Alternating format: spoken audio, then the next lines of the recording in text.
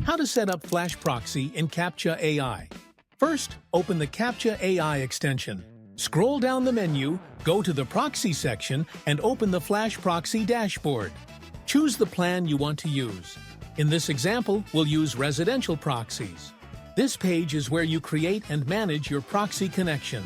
Now, select the country you want your connection to appear from.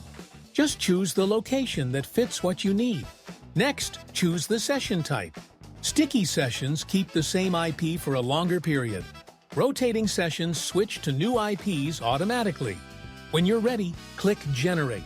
Wait a moment and you'll see your connection details: the host, the port, the username, and the password. Make sure to select the second format for the proxy type.